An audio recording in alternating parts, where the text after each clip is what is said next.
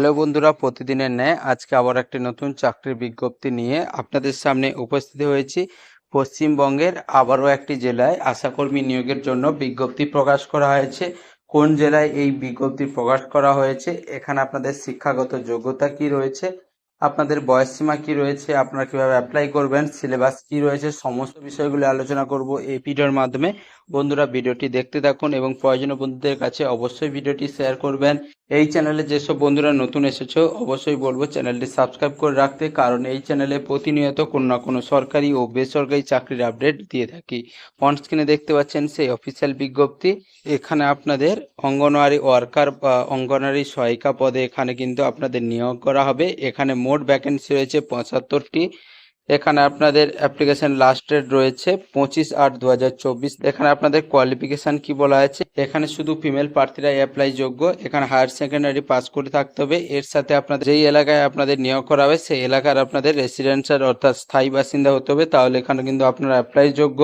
এর সাথে বয়সসীমা কি বলা আছে, 1/1/2024 অনুযায়ী 18 থেকে 35 বছরের মধ্যে বয়স হতে হবে। অ্যাপ্লিকেশন ফি বাবদ আপনাদের কোনোরূপ ফিস পেমেন্ট করতে হবে না।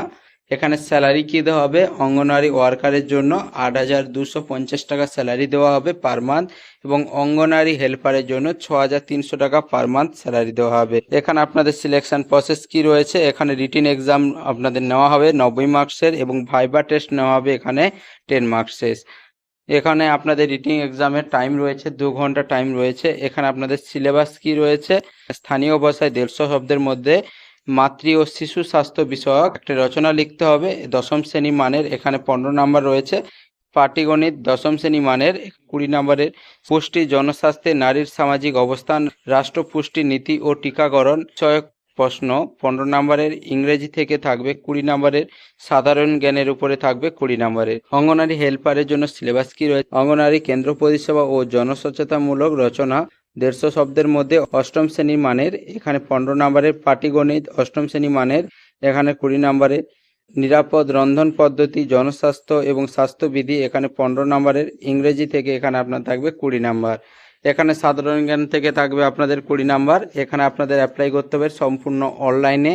অনলাইন অ্যাপ্লাই করার জন্য আপনাদের অফিসিয়াল ওয়েবসাইটে চলে যেতে হবে। অফিসিয়াল ওয়েবসাইটে গিয়ে আপনারা সরাসরি অ্যাপ্লাই করতে পারবেন। অফিসিয়াল ওয়েবসাইটের লিঙ্ক এবং অ্যাপ্লাই করার লিঙ্ক এবং নোটিফিকেশান ডাউনলোড করার লিঙ্ক আপনারা পেয়ে যাবেন ভিডিও ডেসক্রিপশন বক্সে। বন্ধুরা, এখানে আপনাদের কোন জেলায় নিয়োগ করাবে, এখানে আপনাদের নিয়োগ করাবে দক্ষিণ দিনাজপুর জেলায়। এখানে জব লোকেশন রয়েছে দক্ষিণ দিনাজপুর, অর্থাৎ আপনাকে দক্ষিণ দিনাজপুরের স্থায়ী বাসিন্দা হয়ে থাকলে এখানে কিন্তু আপনারা অ্যাপ্লাই করতে পারছেন।